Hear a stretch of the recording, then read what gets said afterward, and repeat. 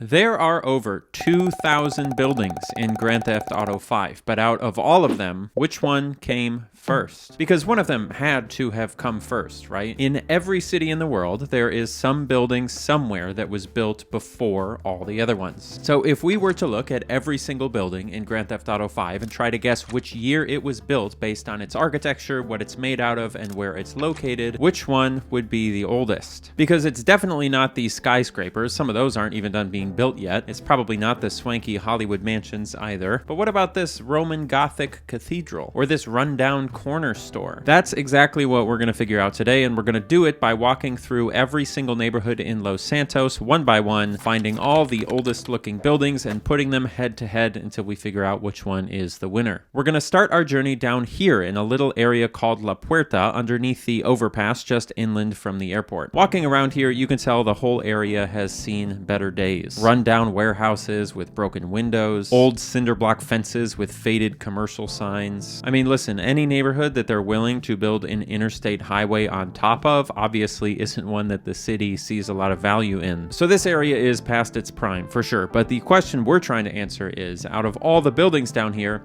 which one is probably the oldest? There are a few good candidates, like this 3-story brick warehouse or this 2-story brick warehouse, but I think our best bet is going to be this one right here, and the reason I think this is the oldest is right up top. Check out these weird windows that make the roof look like shark's teeth. I always thought this was just a thing that they did in old movies because it makes factories look menacing, but it turns out this was a real thing with a purpose. Back before electric lighting was cheap and commonplace, factories would use sawtooth roofs like this to allow lots of even light into the workplace all day long so that people would be able to see while they made 7 billion door handles for Henry Ford every single day. Now, these types of roofs have been around since the mid-1800s, but combined with all the other architectural details on this building, like the relatively clean brickwork or these wider flat top windows, which are sort of a later invention, it's more likely that this building is from the 1910s or 1920s rather than the 1800s. Now, there's a couple of important things to note as we continue on our journey here today. Number one, when we're looking at these buildings, there are lots of newer things added onto them that we have to ignore, like these ventilation fans installed on the windows or the electrical service drops on the wall. We need to try and see through to the core of each building and not get tricked by things that might have been added later on, so we're going to be ignoring all that stuff. And number two, building techniques and architectural styles are things that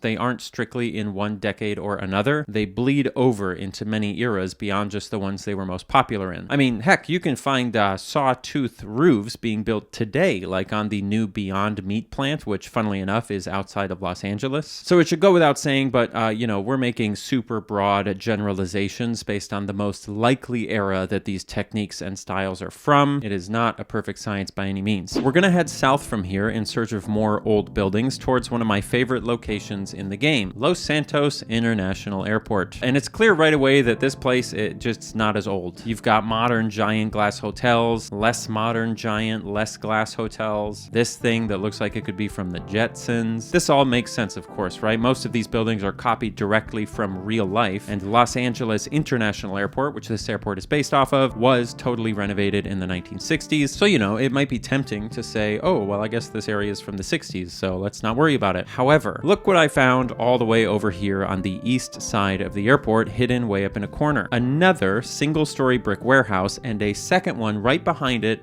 with a sawtooth roof. At the very least, someone was building things near the airport a lot earlier than when the fancy new airport buildings were put here. What we need to figure out is whether this building is older than the other building we were looking at. So if we do a side-by-side comparison, right, we see a lot of the same features on these two buildings. Brick as the main material, flat-topped window openings, and of course, the sawtooth roof. But there is one thing that makes me think this building is slightly newer, and it's this set of windows right here. Long, unbroken rows of multi-pane windows like this became a lot more common once factories started relying on internal steel or concrete frames. So the brick on this building isn't the main thing holding the building up anymore. It's more just like a skin around a frame. Before that, the walls of the building actually had to help hold up the building. So punching a giant hole in it for a bunch of windows would of course be a bad idea for its structural integrity. You'll also notice that the older building has a tiny bit of brick decoration above the windows, which was a lot more common earlier in the 1900s. Once we got into the 1920s and 30s, the Great Depression happened, and people stopped bothering to make their factories look cute, which is of course why everyone got greatly depressed. The bottom line is, this building is older than the rest of the buildings near the airport, but it's not old enough to be the new leader. We're going to travel east along the river into the Davis neighborhood for our next stop, and this is where things start to get really interesting. You know, so far we've looked at a bunch of brick factories, but this neighborhood is predominantly filled with rows and rows of single-family houses that are all similar styles and sizes. Almost all of them are made from a material called stucco, and a lot of them have big living room windows facing the street, and they all have some sort of accommodation for a car, like a garage or a carport. All of these things are good clues that these houses were probably built in the 1940s or 50s. So these houses will not be in the running for oldest building in the game, but it does make me wonder what could have possibly happened in the 1940s and 50s that would cause the city of Los Santos to need tons of cheap-to-build, car-friendly housing. It turns out it was a little world-shaking event called Rocket Money. Welcome to the sponsorship. The actual answer, of course, was World War II. That's right, World War II is canon in the Grand Theft Auto universe, confirmed by the architecture of Los Santos. You know, it was obviously really bad, the war, it was bad, but once it was over, it did cause the American economy to do really well, so everyone was able to buy houses and cars. Hey, you know what else is good for the economy aside from war? Budgeting your money with Rocket Money. Listen, when people you know tell you to budget your money, what do? You look at them and you say, leave me alone and stop telling me what to do, which is the correct response. But when your favorite YouTuber tells you to go get a budget for your money, what do? You get Rocket Money. Rocket Money is an app you can get that provides a ton of really convenient tools for taking control of your finances so you stop feeling so stressed and confused about where all your money is disappearing to. Now, I feel like people say things in YouTube ads. They say things like, take control of your finances a lot, and it's very easy to brush off what that really means. So let me emphasize it for you. You can feel in control of your money. Imagine that. Always knowing what you've got, always knowing what you can and can't spend, paying down your credit card debt, saving for big purchases, like, whatever you people buy, houses and cars, video games, telescopes, bunch of nerds. It can also help you cut down on unnecessary spending, especially recurring subscriptions that you forgot about, and it can help you allocate that additional spending to things that you actually care about. Budgeting is one of the best things I ever did. I mean that truly from my heart. So recommending an app that could actually help you to do the same thing is a no-brainer for me. Go to rocketmoney.com/AnyAustin to get started for free. You can also scan the QR code or click the link in my description, and you can unlock even more features if you sign up for premium, but you can also use the app for free. It's just important to know. Again, that's rocketmoney.com/AnyAustin. Thanks, guys. Okay, so none of the houses in this neighborhood are going to be old enough to qualify for oldest building because they're all from after the war. But if we head down the street from the residential area, we can find some much older looking commercial buildings. Let's take a look. The first one that stood out to me is Davis Electricals here, which caught my eye because of the brick along the outside, which makes it look like it could be pretty old. Wrong.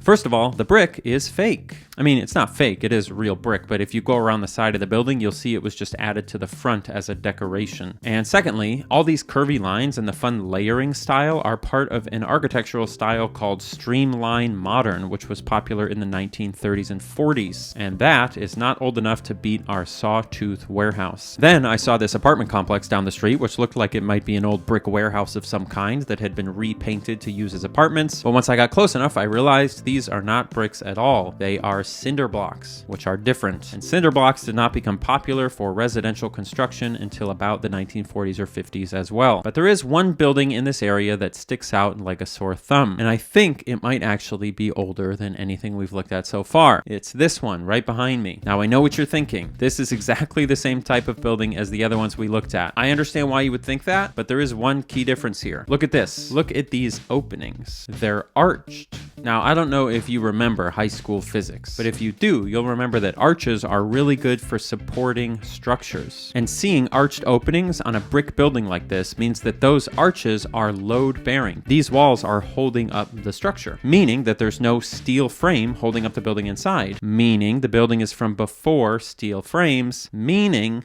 it's extra old. Probably. Again, there's a lot of overlap with this stuff. But at the very least, we can probably say that this building is closer to the 1900s or 1910s rather than 1910s or 1920s, which does mean we have officially dethroned our original building and found our new oldest building. Congratulations. I promise it's not all just going to be brick buildings. South of the Davis neighborhood is the Port of Los Santos, which is another heavily industrial area. Pretty much everything here is made out of sheet metal and stucco with large post-war storage containers and complex multi-story structures with fancy HVAC installations, which is to say that none of this is older than about the 1940s. So I think the oldest building here is probably this tiny little brick building that, funnily enough, has no door. This might be from the 1920s or 30s, but beyond that, it's all 1950s or later, so we can move on. Next up would be this area across the river called Cypress Flats. There's a lot of cool architecture here, and it's a real mix of different eras of industrial production layered on top of one another with a lot of really fun details. I especially liked these simplified, streamlined, modern industrial buildings. Remember how we talked about that style with that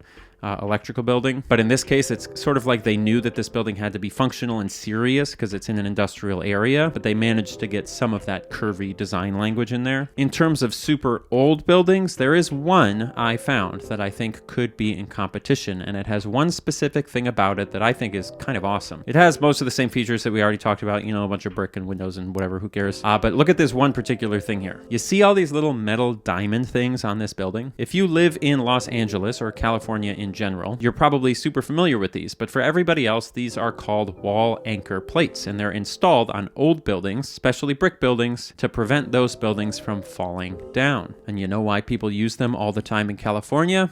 Earthquakes. So in a way, these little plates on this building might be considered evidence that Los Santos has experienced earthquakes, which is a really cool bit of history that we just made up about GTA 5. Now, in terms of how old this building is, it's honestly probably just about as old as the one we looked at before, but because it doesn't have a sawtooth roof, I'm going to stick with the other one just because I think that's cooler, but they're probably about equal, to be honest. So at this point, we've basically looked at the entire southern half of the city of Los Santos, and we've decided that the oldest building is probably this one here, built around 1900 or 1910. But when most people are thinking of LA, they don't think of the industrial ports and the warehouse districts and the post-war housing developments. They think of the Hollywood Hills. They think of the grand hotels.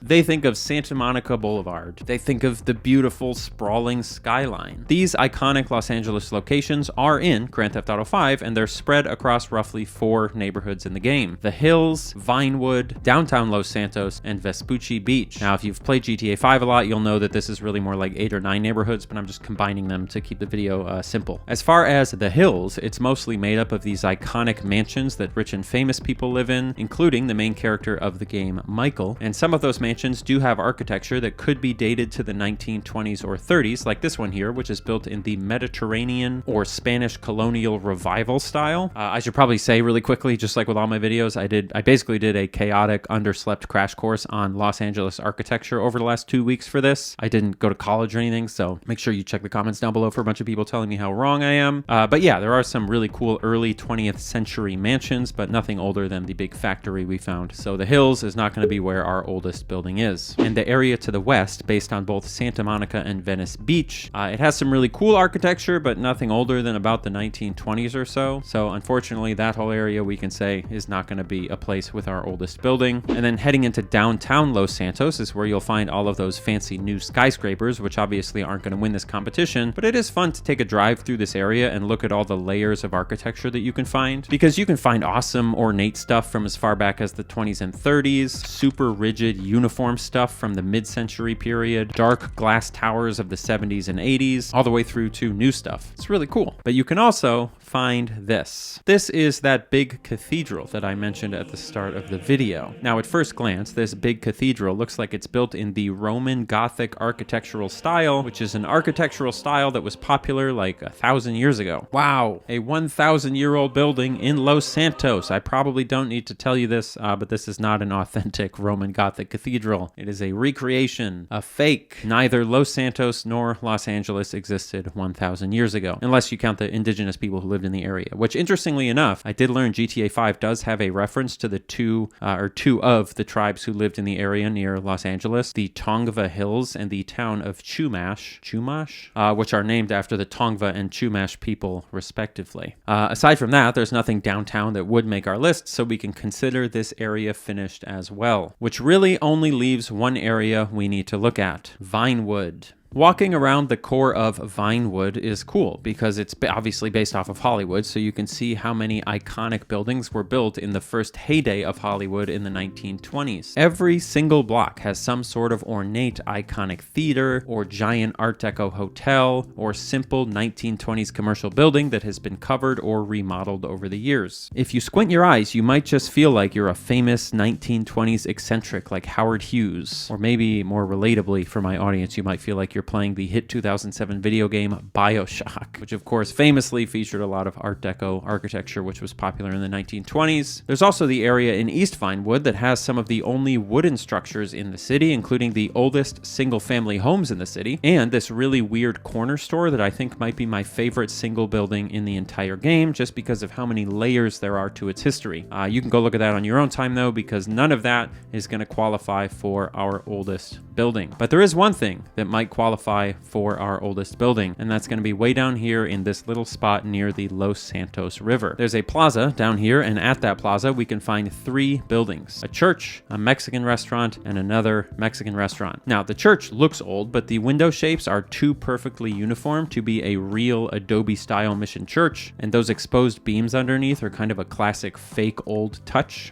So kind of like the big Roman Gothic church, it was probably made in like the 20s or 30s or something. But the 2 other buildings are where things get very interesting. The first one is brick. Extremely old-looking brick with lots of mortar fill-ins. You can see how there's all those spaces that it looks like they had to put a bunch of extra mortar in because of how old it is. But on top of that, look closely at the windows and tell me what you see. Not only are these windows arched, like we talked about, which could imply that they're older, it is a 3-layer of brick arch, which is even more evidence that this building doesn't have any kind of internal structure, which implies it's even older. But on top of that, the bricks themselves in the arches are hand cut. They're not all the same size, which means they weren't cut by machinery. All of these things do seem to imply that this building is even older than anything we've looked at so far. But before we decide exactly how old, let's take a look at the other building here. The second building is also made of brick, surprise, and it has exactly the same age details as the other one with all the bricks and the arches and whatever. But on top of that, it also has this. This decoration around the top of the building is called dentils because they look kind of like teeth, and it is a classic brick construction decoration for buildings that are meant to look fancy or respectable, like banks or, whatever, banks. So when you look at these 2 buildings side by side, which one do you think is older? The one with the fancy decorations or the one without? Turns out it's the one with the fancy decorations. Apparently, around the year 1900 to maybe 1910, brick construction, especially in the United States, really shifted towards simplicity and utilitarianism. But before that, people would add things like these dentils to brick buildings because they wanted to be classy and respectable rather than utilitarian and efficient. These dentils that we see on this building are a pretty good indicator that it was probably built as early as 1880 or as late as maybe 1900 rather than, 1910 or 1920 like we've mostly been looking at, which means that this white building is almost certainly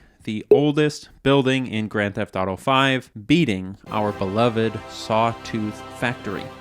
So, that's it. We did it. We figured it out. We've got a solid list of 5 really old buildings that we found, with one that's probably the winner. But if you've been paying attention, or if you're really familiar with Grand Theft Auto 5, you might have realized that we've kind of ignored a pretty big thing: the rest of the game. We've exclusively been looking at Los Santos, the city itself, but there are whole towns like Sandy Shores way out in the desert north of the city that we just didn't look at. And for the most part, I don't think that really is going to matter. I knew that Sandy Shores, for example, was a run-down resort community which wouldn't have existed before the 1950s, and I figured that all the other places out here would be much the same. But when doing my final wrap-up, double-checking every street to see if I'd missed any buildings or whatever, I noticed this. Welcome to Paleto Bay, established in 1898. Well, So I spent some more time combing through the entire town, and for the most part, there really wasn't much of note. Of course, there were some 1920s era brick industrial buildings, sure, but just lots of newer housing or commercial properties that made it seem like most of this town was built in the 30s or 40s rather than, the late 1800s or whatever. So I figured, maybe they just demolished all the buildings from back then. But then I found one building that stood out to me. And now that I think about it, it makes perfect sense. The church. Look at the church. Check this out. You've got simple, authentic wood siding, pointed arch windows, a simple, functional bell tower. These types of rustic wood forward details combined with those tall, pointy windows and these subtle trim details all point to this church being built in an architectural style called Carpenter Gothic, which I didn't know was a thing until right now, but holy smokes, what a phrase. And Carpenter Gothic was a popular style for churches in the Western United States, specifically in